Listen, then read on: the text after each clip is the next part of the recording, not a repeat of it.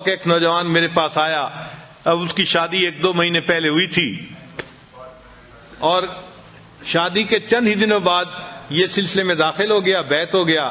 اب اس نے چہرے پہ داڑھی بھی سجا لی، نمازیں بھی پڑھنی شروع کر دیں، تو نیکی پہ آ گیا. اللہ کی شان کے ایک دن میرے پاس آیا، غصے میں تھا. میں نے پوچھا خیریت ہے؟ کہنے لگا بس حضرت کیا بتاؤں، یہ جو میری بیوی ہے نا، اس نے بس مجھے بہت ستایا ہوا ہے. میں نے پوچھا کیا ہوا؟ کہنے لگا کہ کہتا ہوں تو نماز نہیں پڑھتی، سر پہ دوپٹے کا خیال نہیں رکھتی، اور بالکل اس کو تو دین کا کوئی احساس ہی نہیں ہے. یہ تو اس نے تو میرا جو ہے نا جینا حرام کر دیا ہے. خیر خوب اس نے غصے میں چند باتیں کہیں.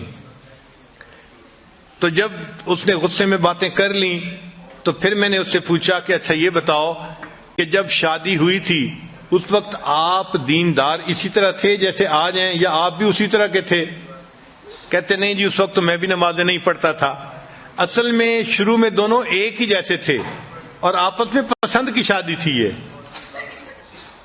تو میں نے کہا کہ بھائی آپ بھی اسی جیسے تھے اور آپ بھی نمازیں نہیں پڑھتے تھے، تو آپ نے ایسی ہی بیوی پسند کی، تو بیوی تو وہی ہے نا، کوئی بدلی تو نہیں ہے. مگر فرق یہ پڑا کہ آپ نے اس مجلس میں آنا شروع کیا اور آپ نے دین کی باتیں سنی تو آپ نے دین کو قبول کر لیا اور اب آپ کی زندگی نیکی دین والی بن گئی ہے. کہنے لگے ہاں یہ بات تو ٹھیک ہے. میں نے کہا یہ بتائیں کہ آپ کی بیوی نے کتنی نصیحتوں کی محفل اٹینڈ کی ہے؟ کہنے لگے وہ تو نہیں آتی. میں نے کہا کوئی اور دینی محفل اٹینڈ کی ہو جہاں اس کو دین کی طرف کسی نے ترغیب دی ہو، بلایا ہو؟ کہنے لگا نہیں. میں نے کہا پھر وہ کیسے دوپٹہ کرے گی سر کے اوپر اور کیسے وہ پردے کا خیال کرے گی، نمازیں پڑھے گی؟ اس کو تو سمجھانے والا کوئی ہے ہی نہیں. آپ کو تو سمجھانے والے مل گئے، اس کو تو نہیں نہ ملے. تو اب اس کو فیل ہوا کہ بھائی حضرت جی مجھے آہستہ آہستہ نا اس بات پہ لے آئیں گے کہ اچھا اس کو محفلوں میں لایا کرو، تو یہ تو کام لمبا ہو جائے گا نا. اور وہ تو جلدی حل چاہتا تھا کہ حضرت جی مجھے کہیں وہ نماز نہیں پڑھتی، تم جاؤ ذرا اس کو سیدھا کرو. خیر جب میں نے دیکھا کہ بھائی یہ خاموش تو ہو گیا ہے لیکن اس کے دل سے ابھی غصہ ختم نہیں ہوا، تو پھر میں نے اس سے بات کی. میں نے کہا دیکھیں آپ ہر سنت پہ اب عمل کرنے لگ گئے ہیں نا. کہنے لگا جی میری کوشش ہوتی ہے ہر بڑی اور ہر چھوٹی سنت کے اوپر عمل کروں، میری پوری زندگی سنت کے مطابق ہو جائے، اور آپ بھی یہی تلقین کرتے ہیں. میں نے کہا اچھا میں آج آپ کو ایک سنت بتاتا ہوں، آپ اس کے اوپر عمل کریں. کہنے لگا جی.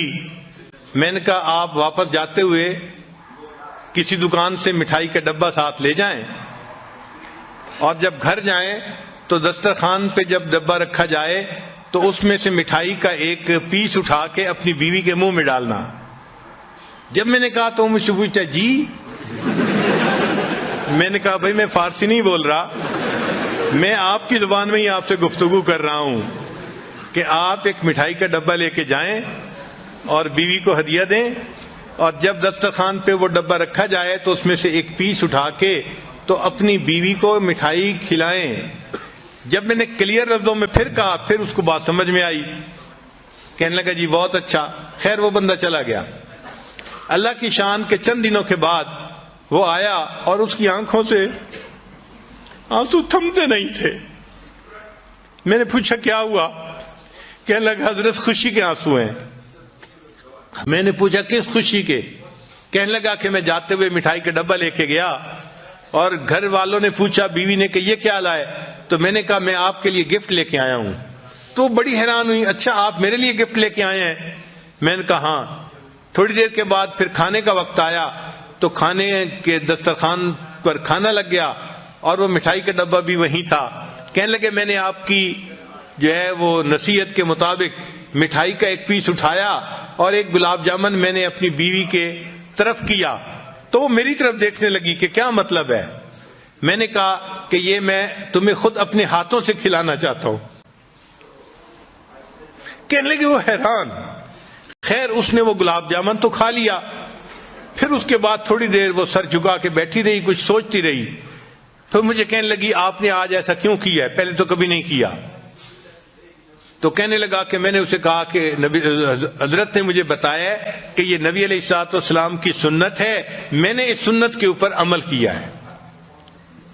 کہنے لگا جب میں نے یہ بات بتائی میری بیوی کی آنکھوں میں سے آنسو ٹپک پڑے اور وہ کہنے لگی اچھا یہ نبی علیہ السلام کی سنت تھی؟ میں نے کہا ہاں۔ تو کہنے لگی اچھا کیا میں بھی اور سنتوں پہ عمل کر سکتی ہوں؟ تو میں نے کہا ہاں کر سکتی ہو۔ تو کہنے لگے وہیں بیٹھے ہوئے میری بیوی نے وعدہ کیا کہ میں آج کے بعد نمازیں بھی پڑھوں گی اور پردہ بھی کروں گی اور شریعت کے اوپر مکمل پابندی کر کے سنتوں والی زندگی میں بھی اختیار کروں گی۔ نبی علیہ الصلوۃ والسلام کی ایک سنت نے پورے گھر کے ماحول کو بدل کے رکھ دیا اور وہ بچی نیک بن گئی اور بعد میں وہ بچی عالمہ بھی بن گئی۔ تو گھر کے اندر نیکی کا ماحول رکھنا، نیکی کی تلقین کرتے رہنا، یہ خاوند کی ذمہ داری ہوتی ہے۔